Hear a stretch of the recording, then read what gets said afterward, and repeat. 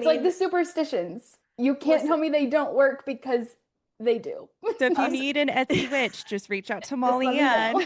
Us episode 1, we're not going to be superstitious. Us episode 7. Okay, we control the game with I'm our, an Etsy witch. with our witch powers.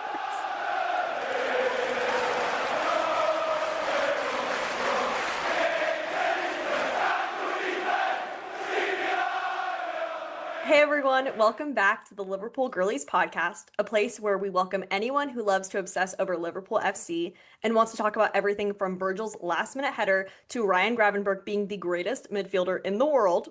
My name is Annika, and I'm here with Steph and Molly Ann. We're 3 friends who share a love of Liverpool and dream of one day having a cup of coffee at the AXA Training Center coffee bar. Well, you guys, this was a busy week. We had 2 matches. 3 matches in 7 days. So much football. It was a busy life for a Liverpool girly. I'm sure it was fun though. Yes, it was a blast. I'm so tired. That 4:30 a.m. game here in Seattle really hits you hard. Yeah, it was my first one because I'm used to the earliest being 7:30 a.m. on the East Coast. So the 4:15 a.m. alarm was a new experience. But honestly, I feel like I've lived 2 days today. So I don't mind it. I don't want it every weekend, but I feel like I got extra time, and I suppose I did because I've been up since 4:15. So yeah, every once in a while it tees you up for a nice mid-morning nap, and yeah, that's fun on a Saturday. Why not? I feel like the family pancake house after the 4:30 a.m. match should be our tradition now. It's very helpful. I was like ready to get out of bed with the promise of pancakes.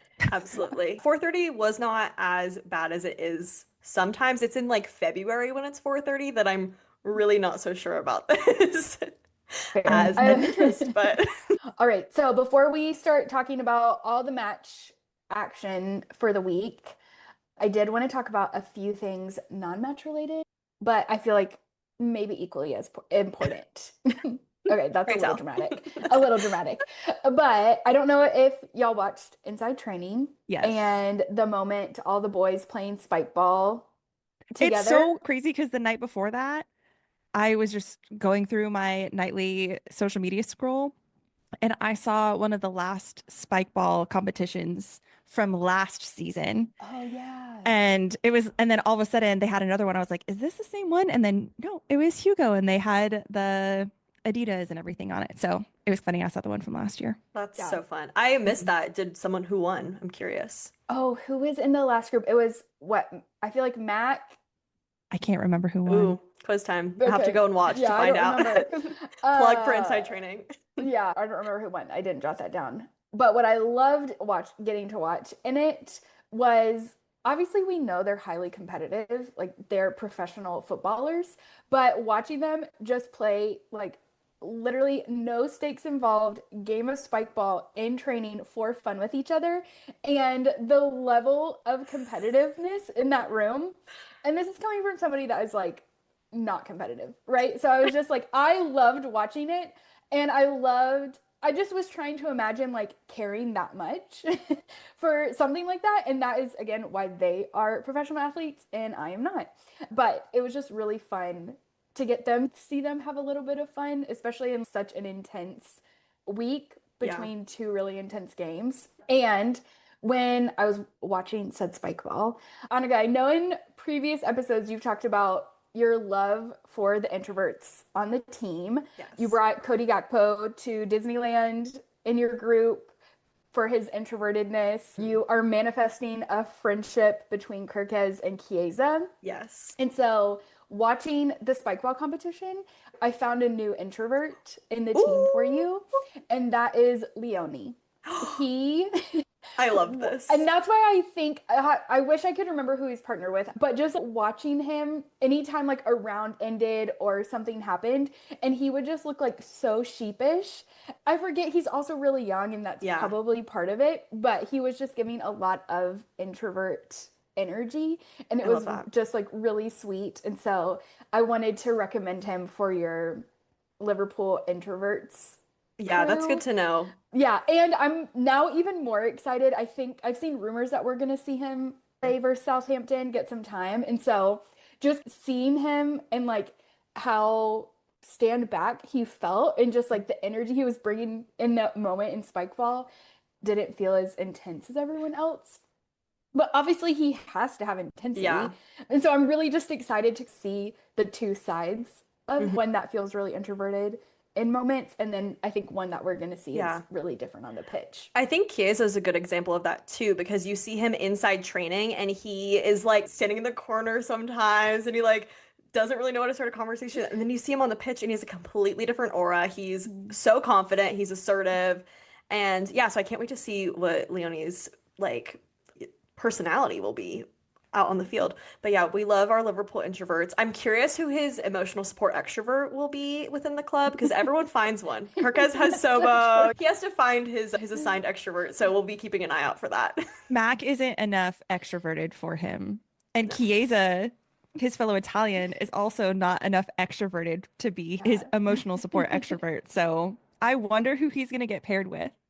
That's Yep. very interesting.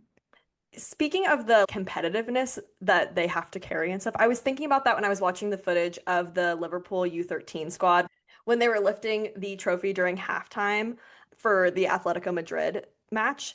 And I was just thinking about what it must be like to be at what is the most competitive level you could be at for your age group. Because obviously, all these guys who are watching now play were at one point on the U13 squad for whatever team they were playing for and trying to conquer the world, aspiring to the Premier League. And just thinking about that like competitive spirit and that competitive nature that is probably born and bred from such a young age. So it was really fun to celebrate them and see that as well. That was a highlight from my week. And congratulations to Liverpool. I'm so excited for them. That was such an amazing. The scriptwriters couldn't have written that better. It was the first one and they won. So how exciting. It was Hooray. the best. You mentioned Atletico Madrid. That was our first match of the week. Midday Wednesday. Molly-Ann, you were caught in a meeting at the beginning of it. Molly-Ann, where are you? Are you going to come see it? Thankfully, you were able to catch the rest of it with us. Don't listen. As my employer, I may have had my cell phone out on the side so I could see the first two goals. Okay, I was like, did you actually see the first two goals? I wasn't sure. Yes, but I was definitely working. So just doing my job. Multitasking. Yeah. Yes, we do get the 4:30 a.m. matches, but those Champions League matches happen at noon. It's a pretty decent time of the day for us. A little lunch break, a little football. Yeah, how was that match for you guys? We got Isak's debut. Very exciting. He looked great for 60 minutes. I heard Arne said that Isak was definitely feeling it much more than usual after those 60 minutes. So it was really fun to get to see him on the pitch. And what else did you guys notice from that match? It was just so fun to be back in the Champions League. The atmosphere is really different and it's fun to get filled in on. I didn't realize that like Arne had played Atletico Madrid recently, so there was a little bit of bad blood lore going on, some vengeance. Love the drama. So since Liverpool hadn't played them recently, I needed something to latch onto, and I definitely latched onto that to increase the stakes for me. So yeah, it was fun and great to see Isak make his debut. I was honestly surprised. I didn't expect to see him for a couple more matches. I don't know about you guys. Were you surprised to see him on the lineup or? I thought he would come on as a sub. I was surprised to see that he was starting. I expected to see him, but it was the fact that he started that was surprising to me. Yeah, but it was super exciting for him. And obviously, if Arne is starting him, then that means that he's seeing stuff that is super promising in training. So that was fun to see. And then for me, y'all know, it was a last minute winner, which you have cursed us, okay? Not this morning, though. Stephanie was like, "Did you pay an Etsy witch for this?" And I was like, "I am the Etsy witch." Okay, like that it was so insane. Literally at the 83rd, Atletico Madrid got their second goal in the like 80th minute, 81st minute. By like the 85th minute, I literally looked at y'all and said, "There's no way that we can do this. There's no way." And Molly Andrew said, "You gotta keep the faith. You gotta stay positive. You gotta believe. You and gotta believe." With all the peace in your heart, you're just like, "We've got it." And I'm like, no, but this was my favorite. And maybe y'all remember this or don't, but as we're watching it, Annika, you're laying on the ground. They're lined up to take the corner kicks. Like, I was like, guys, we have to believe. I could feel it in my gut. Like, we're gonna win. We're gonna pull this out for the 5th time. I know it's crazy. And you have your hands out like spirit finger style going, believe, believe, believe. And I straight up was like, you guys, you're doing the same set piece over and over again, and it hasn't worked yet. What are you doing? And Molly Andrews, it's gonna work. It's gonna work. The ball comes in. Virgil's head connects. we score. Yeah. I totally forgot that I was laying down on the ground at that part, but I was. So I'm just saying, the belief, it worked. It did. Okay? It's like the superstitions. You can't Listen. tell me they don't work because they do. So if you need an Etsy witch, just reach out to Just Molly let me know. Ann. Us episode 1, we're not going to be superstitious. Us episode 7. Okay, we control the game with I'm our, an Etsy witch. with our witch powers. Hey, it worked for the Seattle Mariners this season so far. So you never know. Those Etsy witches. And speaking of those set pieces, I think that was super interesting to see throughout, especially the second half of that match, the way that we kept getting set piece after set piece. And you're right, Steph, they were doing the same thing over and over again and it wasn't working, except it did eventually. Yeah. It was feeling like very like American NFL because like Ibu was covering for Virgil. He was like blocking two defenders from Virgil so Virgil could get ahead. And I think in Virgil's post-match interview, he was like, I knew in the moment I was going to score. I got like a yard away from him and I knew it was going to happen. But it was really interesting to see them do the same thing over and over again and then finally be successful with it. Yeah. And in that, I don't remember at some point when after that happened, speaking of Verge, like we talked about when you could see Verge's frustration growing and just the difference of like when Virgil gets frustrated, he channels that so well and it fuels him. Yes. And not everyone can do that. And so I love seeing, you can see it in his eyes when it's like Virgil's frustrated and he's going to score or like there's going to be a big moment that comes out of this. It doesn't hinder him, which is really cool. And he has this like thing about him that's just, okay, if no one else is going to do it, I will. Get out of my way. Here we go. And yeah, he's great. So that was... Did he score in that Tottenham game last year, the second Tottenham game last year, when he held out his hand for Richarlison and then took it back because Richarlison was... I don't remember. I have to look into that because that was one of the last times I saw him be really passionate about it. I feel like he did. But anyway, I love it when Virgil gets heated. I feel like... He did score. He did score that game? Are you talking about the EFL Cup game? Yeah. Yeah, he scored. Where he in the 80th minute. Like Richarlison was just being Richarlison and he was like whining on the ground and Virgil held out his hand for him and Richarlison like went up to like grab it and then Virgil just snuck it back and ran back across the pitch. Yeah, that's what I thought. I love him so much, y'all. That's why he's my favorite. I feel like thinking about where Milos Kerkez is right now, he is a very passionate kid. He has a lot of emotions. And so getting to run alongside Virgil van Dijk and learn from him how he does channel those really big emotions and how he uses it productively. I feel we've already seen Milos do that really well. We've seen him do it not well at all. So I'm really excited to see as a 21-year-old learn from the Saint Virgil van Dijk. In that match, I also loved seeing Mo play. I feel like it was a match where we got to see a little bit more of just like his joy in playing come back. And that was really fun. He scored, which I think gave him that confidence. Yeah. I think it was like the penalty kick from the previous match. You know, you kind of, I think, felt that weight come off of his shoulders. And then for him to come in and score, we just saw a little bit more joy. And Mo's been pretty open with his emotions so far this season and how he's feeling. And so just to know, like, it really is a roller coaster that they're experiencing of professional versus personal. It was just really great to see him feel a little bit more like free and just having fun and smiling while he was playing. And the way that he pushed through those 3 defenders to get that, like, I forgot about that. Raj, I don't know if y'all heard Raj on Men in Blazers talk about it. He was like, this is why Mo Salah has 24 abs. So when 3 people try to push him over, you can't. Like, the core is coring. And I heard someone point out too that a lot of strikers would take that moment to fall over and try to get a penalty. But Mo, like his confidence in himself and his ability, his strength to be able to push through that and then be precise enough to actually score is just... And his beautiful left foot. Oh, it's so good. And like, I just couldn't stop watching it because I was like, it's those moments where you're just like, are you a human? Like, I don't understand. What is this? It's so impressive.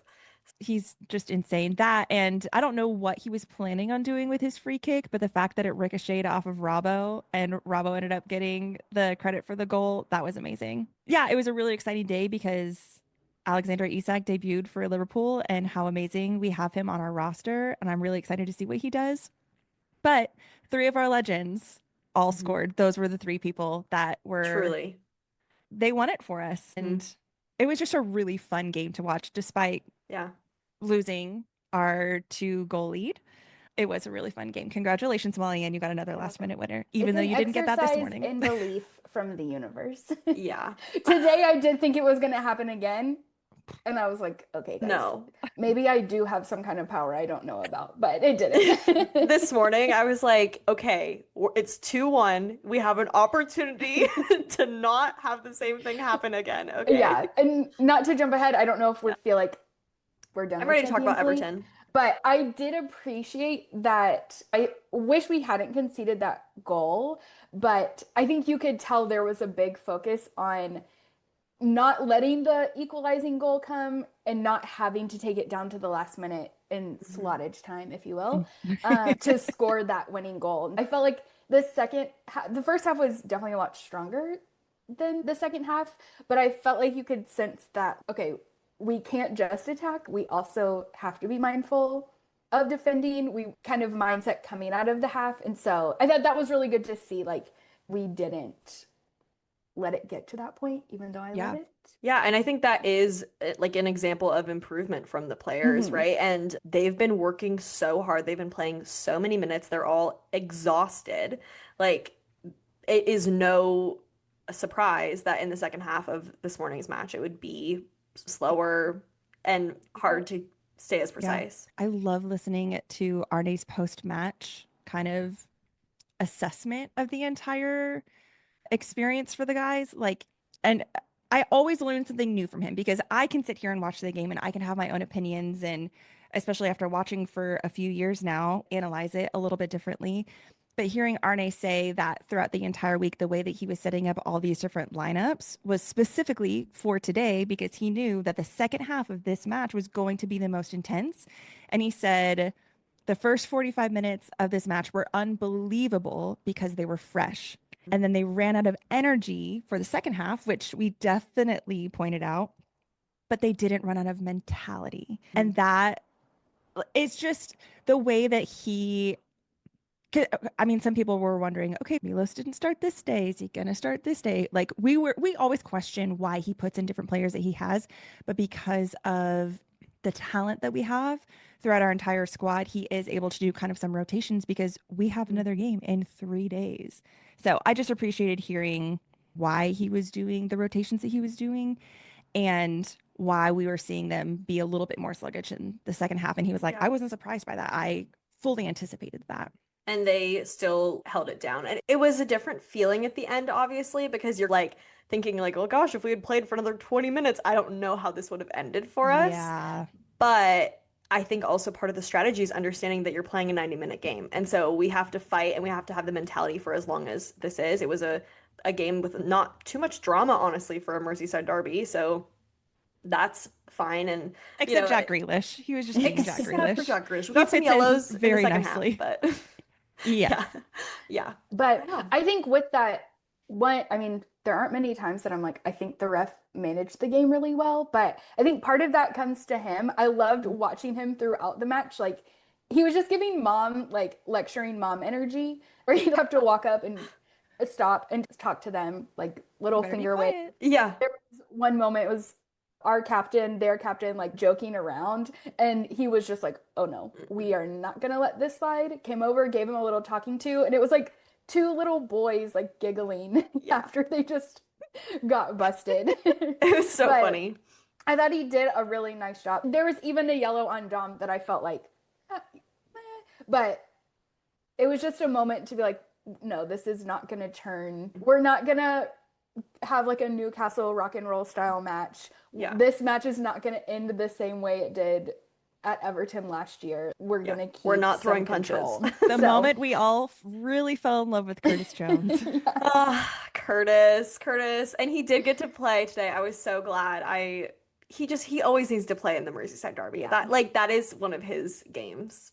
It's if Harvey was still on the team, I'd be like, you have to put Harvey out there. Come on. Yeah. You got to give it to him.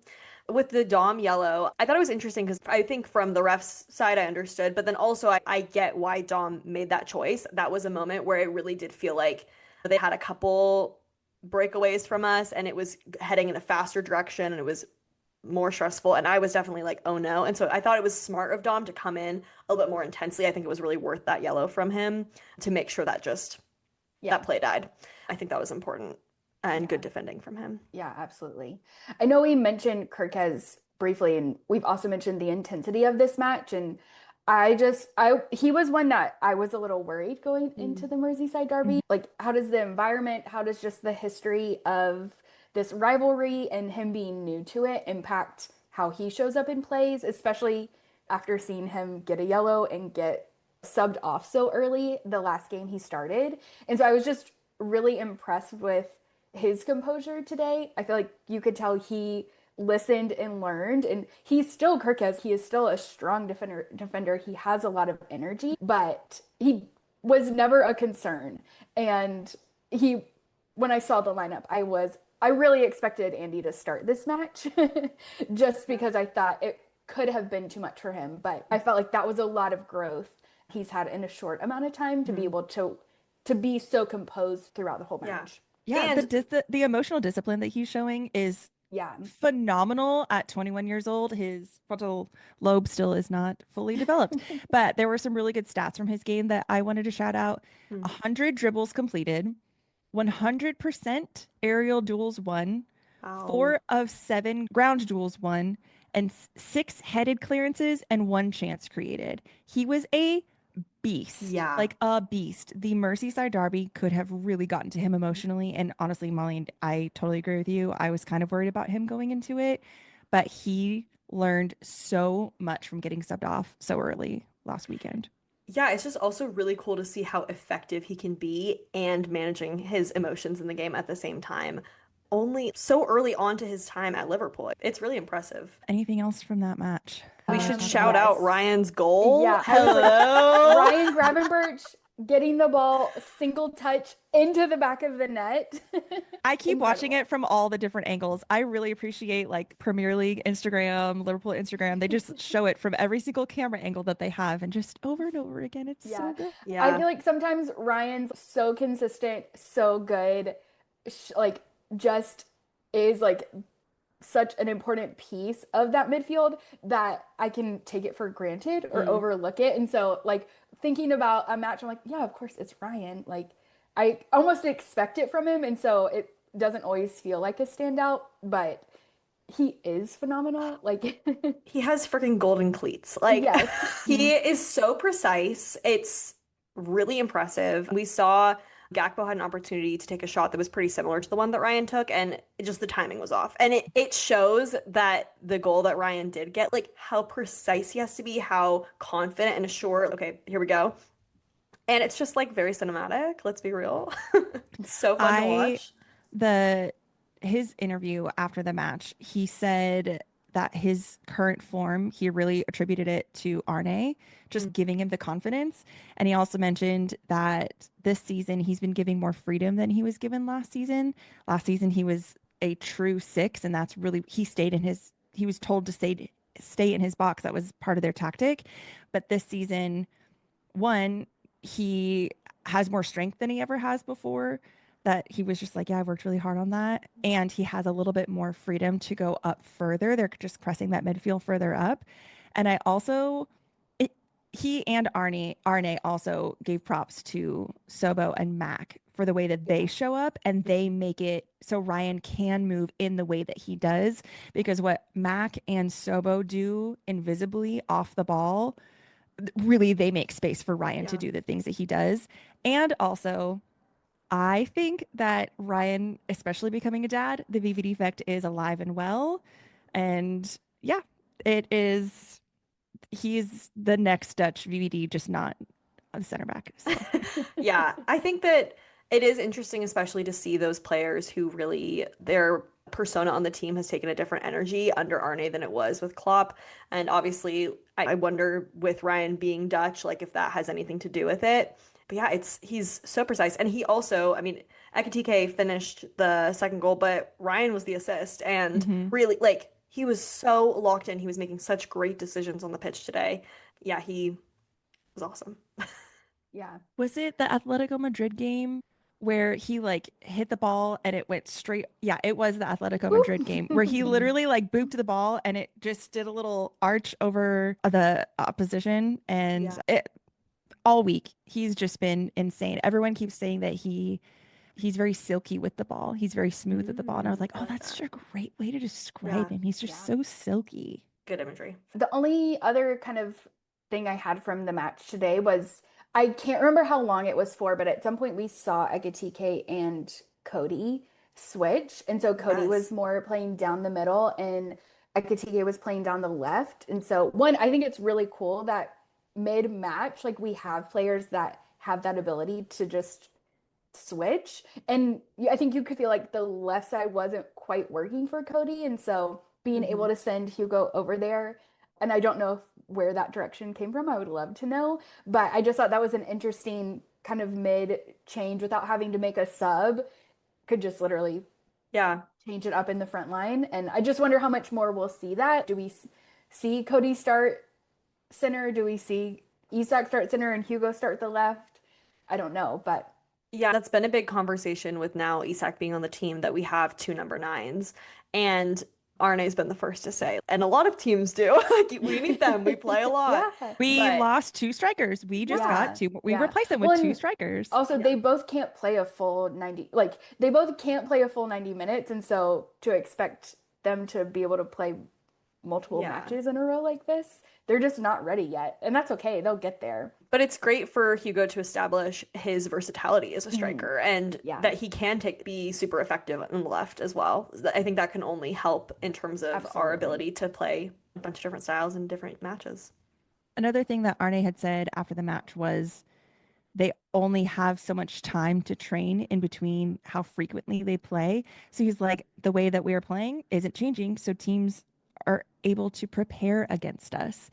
And he said, you will see other teams change their tactics. He said there's only been once or twice this season where a team has played the way that he expected them to. He was like, at halftime, I have to change the way that we approach the game because they didn't do what I thought that what we were expecting them to do. And so that was another really interesting kind of peel back behind the curtain of they're going to make changes like switching Cody and Hugo. That's a genius thing to do. I wouldn't have thought of anything like that. So obviously I'm not a Premier League coach and I don't pretend to be. But anyway, I love learning from Arne.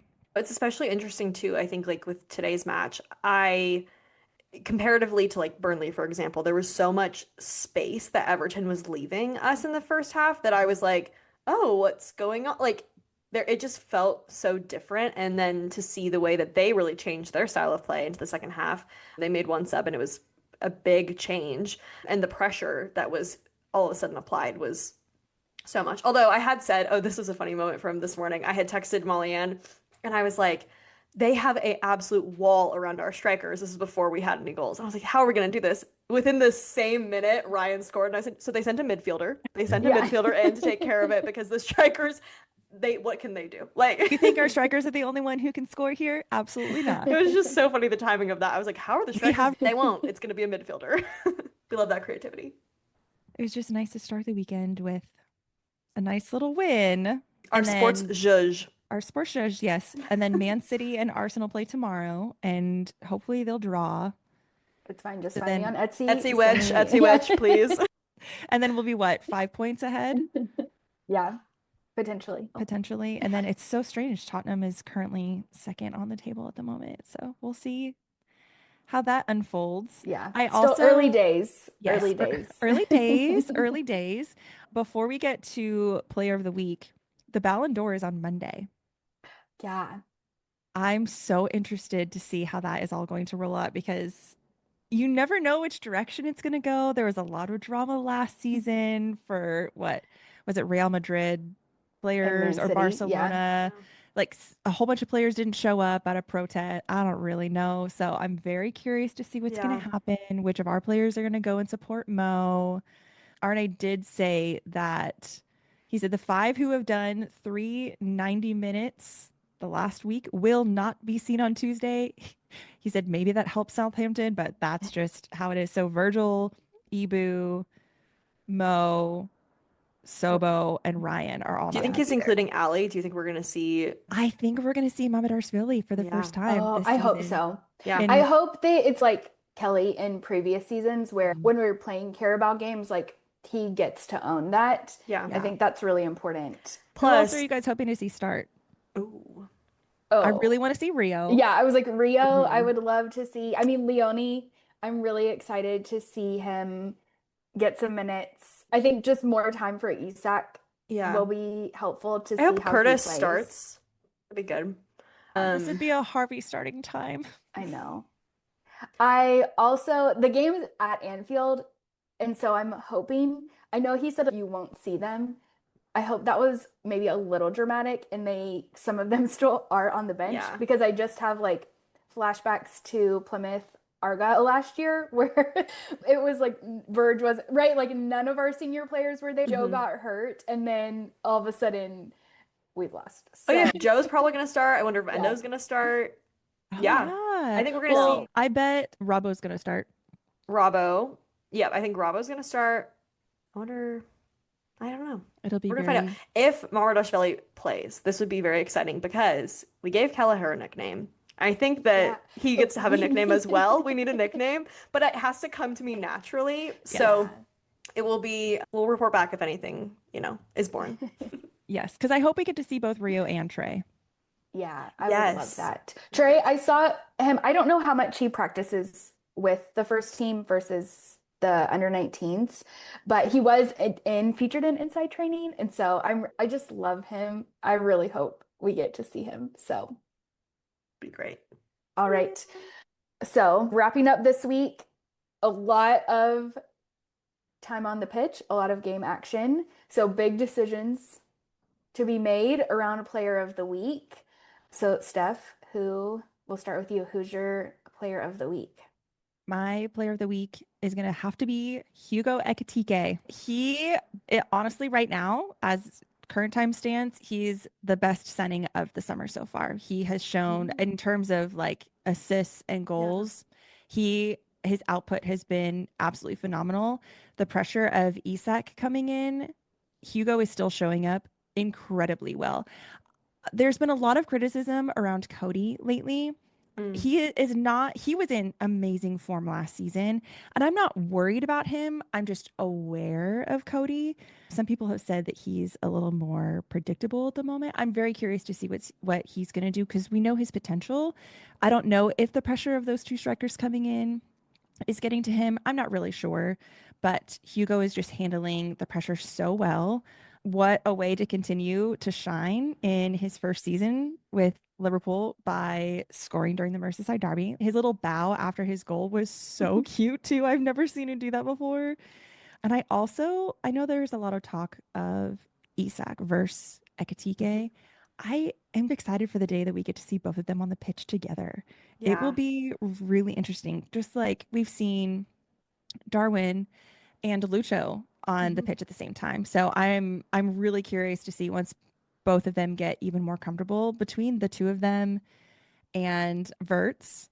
The highlights that are going to come from these new players is just going to be great. But I think Hugo is he's settling in so nicely. And I wonder because we haven't seen, in terms of like goals and assists, we haven't seen much out of Verts. I wonder if it has something to do with the fact that Hugo knows another person on the team, like because he had Konate to bring him under his wing and teach him a lot and kind of give him a heads up on what was going on. And they speak the same language in terms of they've played together, I guess not so much on the French team, but anyway, they come from a similar background.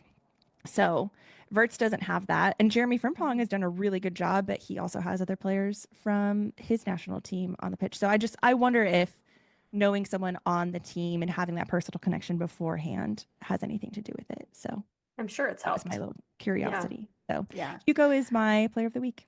I love that. Steph, when you were talking about Cody, I got this visual of like a whack-a-mole game, and I'll explain why.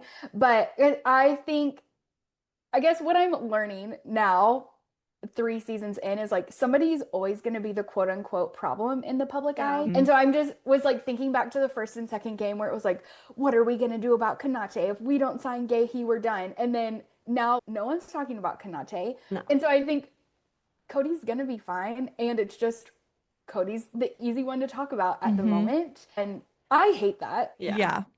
I don't know. I don't want someone judging everything I'm doing every single day. Like, goodness gracious, that would be absolutely terrible.